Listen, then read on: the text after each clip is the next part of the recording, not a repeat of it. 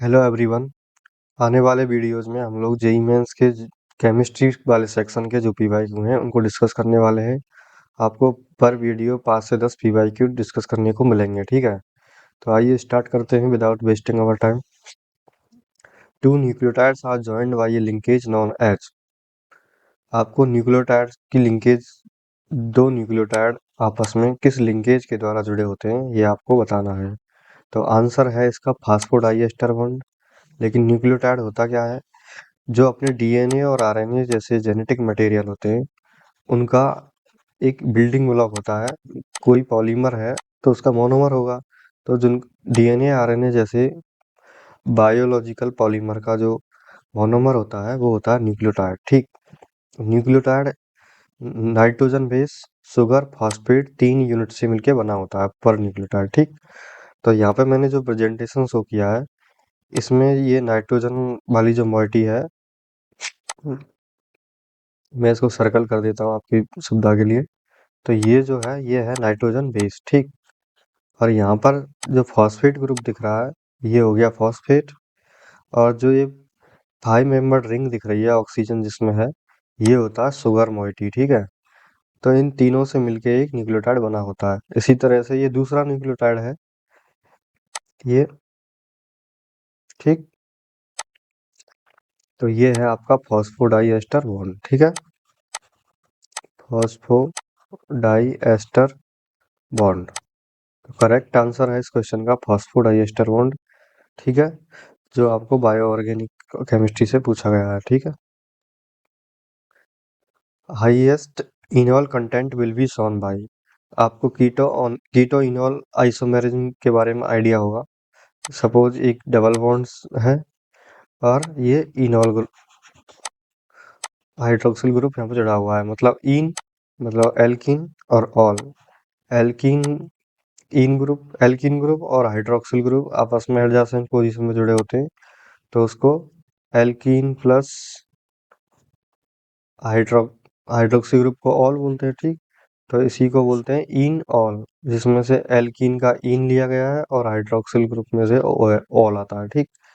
तो ये इनॉल हो गया। तो जब इसको कीटो फॉर्म में चेंज होता है तो कुछ इस तरह से ये चेंज हो जाता है, ठीक। इसी तरह से यहाँ पे आपको कीटो फॉर्म दी गई है और उनको इनॉल फॉर्म में कन्वर्ट करना है। और आपको कौन सा कंपाउंड सबसे ज्यादा इनॉल फॉर्म में मिलेगा ये आपसे पूछा गया है। तो देखिए वन बाई वन इनको।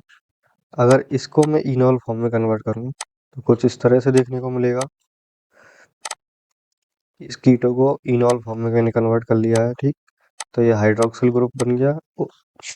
और दूसरा वाला जो सीओ ग्रुप है उसको कुछ इस तरह से हम लोग इनॉल फॉर्म में लिख सकते हैं। तो ये बन गया, ठीक है। और इस दूसरे वाले मॉलिक्यूल को देखते हैं अब। इसको इनॉल फॉर्म में कन्वर्ट करेंगे तो हम लोग कुछ इस तरह से इसको लिख सकते हैं, ठीक।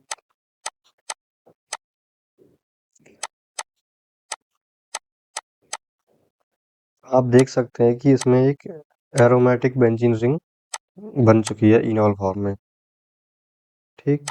और जब थर्ड वाले मॉलिक्यूल को हम इनॉल फॉर्म में कन्वर्ट करेंगे तो जो बेंजीन रिंग है उसका एरोमेटिक करेक्टर खत्म हो जाएगा अगर इनॉल फॉर्म में ये आता है तो हम लोग इसको इनॉल फॉर्म में कन्वर्ट कर दिए हैं, ठीक है।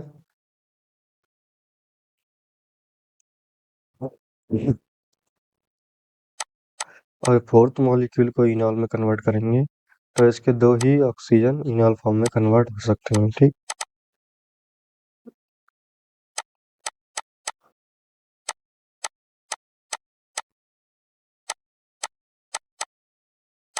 तो इस तरह से ये चारों ऑप्शन में जो मॉलिक्यूल है उनको इनॉल फॉर्म में कन्वर्ट किया गया है। आप देख सकते हैं सेकंड वाले ऑप्शन में यहाँ पे एक बेंजीन रिंग का फॉर्मेशन हो चुका है इनॉल में कन्वर्ट करने के बाद, ठीक। तो एरोमेटिसिटी स्टेबलाइजेशन के लिए रेस्पॉन्सिबल होती है, ठीक। तो इसी वजह से जो सेकंड वाला मॉलिक्यूल है हाईएस्ट इनॉल फॉर्म में मिलेगा, ठीक है। तो इसी का हाईएस्ट इनॉल कंटेंट मिलेगा कीटो फॉर्म के कंपैरिजन में। बाकी के मॉलिक्यूल में एरोमेटिक नहीं मिल रहा है हमको। और थर्ड वाले में तो एरोमेटिसिटी खत्म हो जा रही है इनॉल करने से, ठीक। तो इसी वजह से सेकंड ऑप्शन इसका आंसर दिया। ठीक है। Now element not showing variable oxidation state is. आपको ऐसा एलिमेंट देखना है जो वेरिएबल ऑक्सीडेशन स्टेट नहीं शो करता है, मतलब केवल एक ही ऑक्सीडेशन स्टेट उसमें देखने को मिलती है। तो यहाँ पे ब्रोमीन, आयोडीन, क्लोरीन, क्लोरीन ये हेलोजन है चारों ही। आप जानते हैं कि bromine, iodine, chlorine variable oxidation state show करते हैं, जबकि फ्लोरीन केवल -1 ऑक्सीडेशन स्टेट शो करता है, क्योंकि पीरियोडिक टेबल में इसी की इलेक्ट्रोनेगेटिविटी सबसे ज़्यादा होती है। तो किसी के साथ भी एक कंपाउंड बनाए, इसकी तो इलेक्ट्रोनेगेटिविटी सबसे ज़्यादा है, तो ये -1 ही ऑक्सीडेशन स्टेट शो करेगा। ठीक है। जबकि क्लोरीन में जब जैसे कि HClO4, HClO3 इस तरह के कम ऑक्सी एसिड जब बनाता है, तो इसमें क्लोरीन की पॉजिटिव ऑक्सीडेशन स्टेट भी देखने को मिलती है। इसी तरह से आयोडीन, ब्रोमीन भी इस तरह के ऑक्सी एसिड बनाते हैं। ठीक है। जैसे HiO4 ये बना लेगा, HiO3 इस तरह से। ठीक, इसी तरह से ब्रोमीन भी इस तरह के कंपाउंड फॉर्मेशन करता है। ठीक, तो यहाँ पे ब्रोमीन, आयोडीन, क्लोरीन के केस में वेरिएबल ऑक्सीडेशन स्टेट देखने को मिल जाती है, लेकिन फ्लोरीन के केस में केवल -1 ही मिलती है। तो करेक्ट ऑप्शन इसका फ्लोरीन ही है।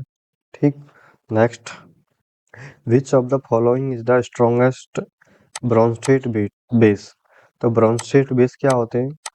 ब्रोंस्टेट बेस ऐसे बेस होते हैं, Bronsted base are proton donor, proton acceptor जो होते हैं, जो स्पीसीज प्रोटॉन मतलब H+ को एक्सेप्ट करती हैं, उनको हम ब्रोंस्टेट बेस बोलते हैं। और ब्रोंस्टेट एसिड क्या होते हैं? जो H+ डोनर होते हैं। ठीक,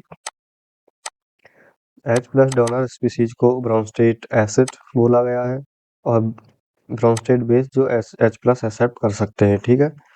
तो आप देख सकते हैं कि जो ये नाइट्रोजन है सारे ही ऑप्शन में, तो नाइट्रोजन का लॉन पेयर एक नॉन बॉन्डिंग पेयर होता है, जो कि H+ को अगर हम दे दें तो H+ का भी स्टेबलाइजेशन हो जाएगा और वो बन जाएगा। ठीक है। जैसे कि अमोनिया के पास लॉन पेयर है, अगर इसको H+ दिया जाए तो ये लॉन पेयर H+ को दे देगा और NH4+ यहाँ पे बन जाएगा। ठीक, इसी तरह से ये कॉन्सेप्ट जब इनमें लगाएंगे, सारे ऑप्शंस में लगी देखेंगे, तो आप जानते हैं कि जब ये लॉन पेयर बेंजीन रिंग से जुड़ा है NH2 का, तो ये कॉन्जुगेशन में भी इन्वॉल्व होगा। ठीक है। बेंजीन रिंग के साथ कॉन्जुगेशन में भी इन्वॉल्व होगा। इसी तरह से यहाँ तो दूसरे ऑप्शन में 2 बेंजीन रिंग लगी गई हैं, तो दोनों तरफ से ये कॉन्जुगेशन में इन्वॉल्व होगा, तो ये भी कम अवेलेबल होगा H+ को डोनेट करने के लिए। ठीक है। और यहाँ पर थर्ड ऑप्शन में तो ये double bond, lone pair double bond इस तरह से कॉन्जुगेशन करके एक एरोमेटिक करेक्टर जनरेट होता है यहाँ पे, तो ये तो अवेलेबल नहीं होता है। ठीक है।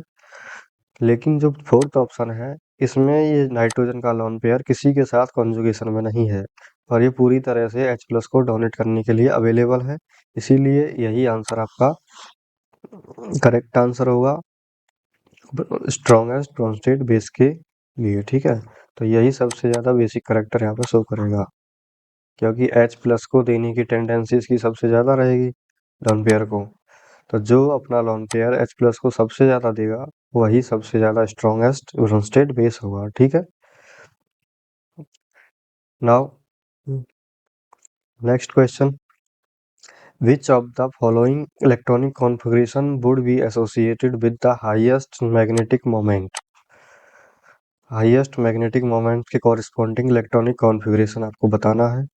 आप देख सकते हैं कि यहाँ पे 3d7 है, 3d8 है, 3d3 है और 3d6 है।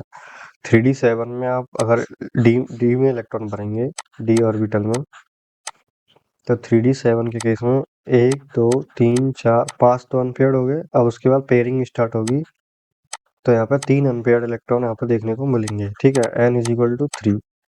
और 3d8 के कम 8 के लिए जब हम 3d ऑर्बिटल में इलेक्ट्रॉन फिल करेंगे, तो 5 अनपेयर्ड इलेक्ट्रॉन पहले फिल कर दीजिए, उसके बाद पेयरिंग कीजिए आप लोग। ठीक, तो यहाँ पे 2 अनपेयर्ड इलेक्ट्रॉन हमको यहाँ पे देखने को मिलते हैं। 3d3 के केस में तीनों के तीनों इलेक्ट्रॉन अनपेयर्ड रहेंगे, क्योंकि पेयरिंग पांचों ऑर्बिटल फिल होने के बाद ही हो पाती है, ठीक है। तो यहाँ भी n इज इक्वल टू 3 हो गया। और आर्गन 3d6, तो 3d6 के केस में जब d में इलेक्ट्रॉन आप भरेंगे 3 4 5, ठीक। तो पहले 5 अनपेयर्ड इलेक्ट्रॉन आप पांचों ऑर्बिटल में फिल कीजिए, उसके बाद छठा इलेक्ट्रॉन यहाँ पेयर हो जाएगा और यहाँ पर 4 अनपेयर्ड इलेक्ट्रॉन देखने को मिलेंगे। और इस आपको हाईएस्ट मैग्नेटिक मोमेंट पूछा गया है। मैग्नेटिक मोमेंट का जो फॉर्मूला होता है, स्पिन ओनली फार्मूला, वो होता है √n × n+2। मतलब जिसके पास n यहाँ पे नंबर ऑफ अनपेयर्ड इलेक्ट्रॉन है, जिस इलेक्ट्रॉन कॉन्फ़िगरेशन में नंबर ऑफ अनपेयर्ड इलेक्ट्रॉन सबसे ज़्यादा होंगे उसी का म्यू ज़्यादा होगा, ठीक है। क्योंकि म्यू की वैल्यू n पे ही डिपेंड कर रही है यहाँ पे, ठीक। तो n जिसका ज़्यादा म्यू उसका ज़्यादा होगा, ठीक। तो मैग्नेटिक मोमेंट उसी का ज़्यादा होगा जिसमें नंबर ऑफ अनपेयर्ड इलेक्ट्रॉन सबसे ज़्यादा होंगे। तो यहाँ पे n इज इक्वल टू 4 सबसे ज़्यादा है फोर्थ ऑप्शन में, तो इसीलिए इसका आंसर है AR3D6 fourth option. Next question, which of the following has highly acidic hydrogen. आपको सबसे ज़्यादा एसिडिक हाइड्रोजन किस कंपाउंड में प्रेजेंट है ये बताना है।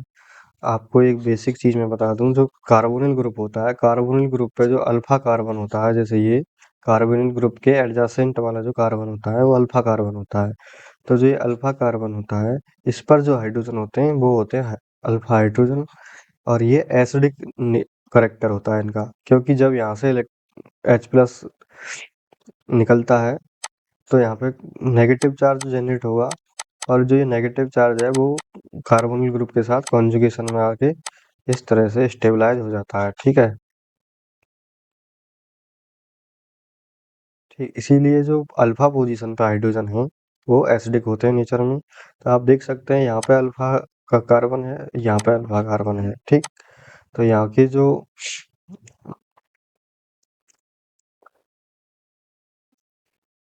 अल्फा पोजीशन पे जो भी हाइड्रोजन होंगे वो एसिडिक होंगे, ठीक है। तो अगर मैं यहाँ से प्रोटॉन निकालूं H+, ठीक, तो यहाँ नेगेटिव चार्ज जनरेट होगा। अगर यहाँ से निकालूं तो यहाँ से वो की जो ये वाला नेगेटिव जो कि टर्मिनल पोजीशन पे है वो इस वाले CO के साथ कॉन्जुगेशन में होगा। इसी तरह से ये दूसरे वाले CO के साथ कॉन्जुगेशन में होगा। और दूसरे वाले ऑप्शन में यहाँ पे ये अल्फा है, ये भी अल्फा पोजीशन है, ये दूसरे वाले कार्बोनिल के रेस्पेक्ट में अल्फा पोजीशन है, लेकिन वो एक एक कार्बोनिल के साथ ही कॉन्जुगेशन में है। इसी तरह से थर्ड ऑप्शन में है अल्फा अल्फा पोजीशन, वो उनके प्रोटॉन भी एसिडिक होंगे।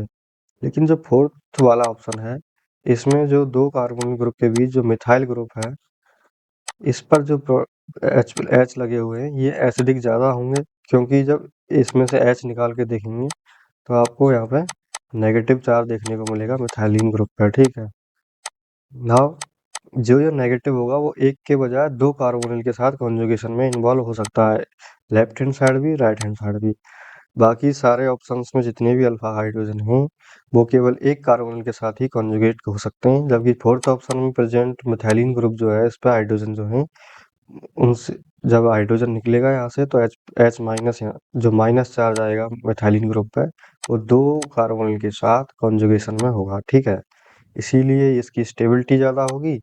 इसी वजह से इसकी हम कह सकते हैं कि ये सबसे ज़्यादा एसिडिक प्रोटॉन होगा, क्योंकि H+ निकलने के बाद जो माइनस चार्ज यहाँ पे स्टेबलाइज है वो दो कार्बोनिल ग्रुप के साथ कॉन्जुगेशन में है बजाय एक के, जो कि अदर ऑप्शन में है, ठीक। इसलिए fourth option is the correct answer. अब आपसे पूछा गया है, एक solution of to immiscible liquid showing negative deviation from Raoult's law will have increased vapour pressure. Raoult law से नेगेटिव डेविएशन कौन से लिक्विड शो करते हैं। दो मिसिबल लिक्विड है A एंड B आपस में, और वो राउल्ट लॉ से नेगेटिव डेविएशन शो करते हैं। तो इसका मतलब क्या है, इसका मतलब नेगेटिव डेविएशन का मतलब है जब A और B को मिलाते हैं तो ओवरऑल वेपर प्रेशर यहाँ पे कम हो जाता है, ठीक। तो डिक्रीज्ड वेपर प्रेशर यहाँ पे देखने को मिलता है, और इंक्रीज्ड बॉइलिंग पॉइंट, क्योंकि वेपर प्रेशर कम हो जाएगा, डिक्रीज हो जाएगा, ठीक।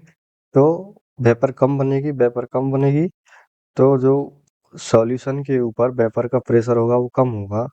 तो एक बॉइलिंग पॉइंट एटमॉस्फेरिक प्रेशर के बराबर प्रेशर जनरेट करने में ज़्यादा टेम्परेचर की ज़रूरत पड़ेगी, क्योंकि ज़्यादा वेपर लगेगी उसमें, ठीक है।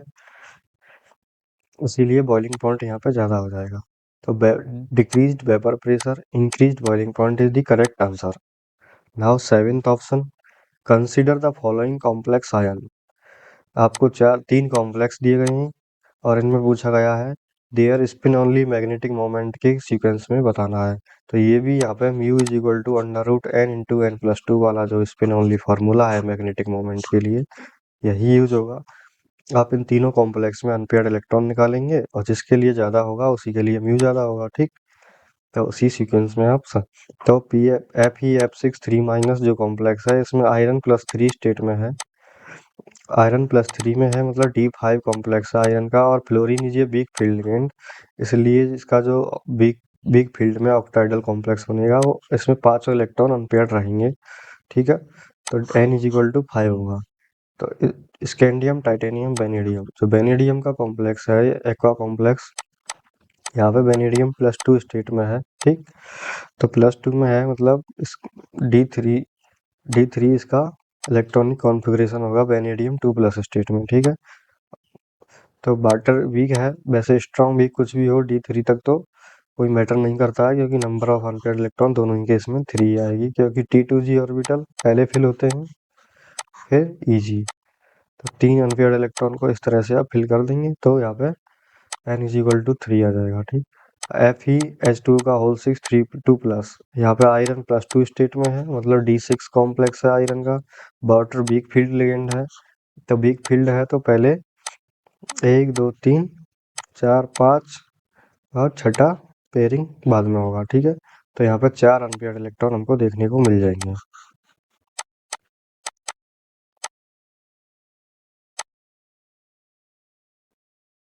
तो इस तरह से आप देख सकते हैं कि पी कॉम्प्लेक्स जो दिया गया है पी, उसमें n इज इक्वल टू 5 है, तो सबसे ज़्यादा spin only magnetic moment P का होगा, उसके बाद उससे कम आर का होगा, सबसे कम क्यू का होगा। तो सबसे कम क्यू का है थर्ड ऑप्शन में, और आर उसके बाद पी सबसे ज़्यादा, तो यही ऑप्शन करेक्ट आंसर है। Next question, choose the polar molecule from the following, CCl4 CO2 CH2 double bond CH2 CH Cl3। तो ये चार ऑप्शन है, आपको पोलर मॉलिक्यूल कौन सा है ये आपको फाइंड आउट करना है।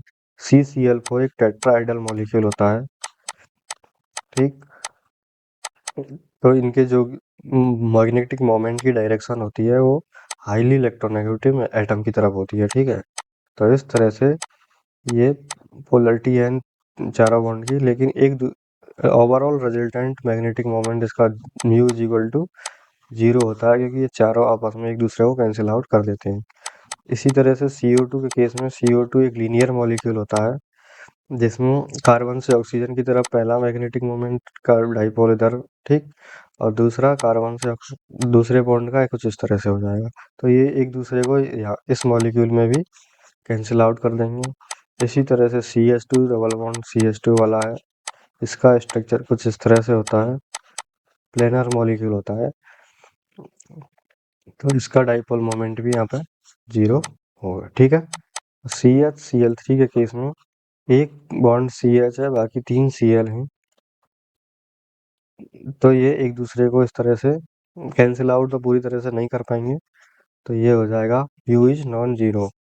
तो यही ऑप्शन ही करेक्ट आंसर है, ठीक है। नाउ 10वां क्वेश्चन है आपके सामने। दो स्टेटमेंट दिए गए हैं और आपको पता करना है कौन सा स्टेटमेंट फॉल्स है कौन सा ट्रू है। 4f and 5f series of element are placed separately in the periodic table to preserve the principle of classification। S P D F जो ब्लॉक वाला क्लासिफिकेशन है पीरियोडिक टेबल में, उसको प्रिजर्व करने के लिए, मतलब वो बेसिस बना रहे क्लासिफिकेशन का, इसलिए उनको एक अलग से कैटेगरी में रख दिया है, ठीक। अदरवाइज वो डी वाले वो कॉलम में ही आ जाते सारे। तो ये स्टेटमेंट तो सही हो गया।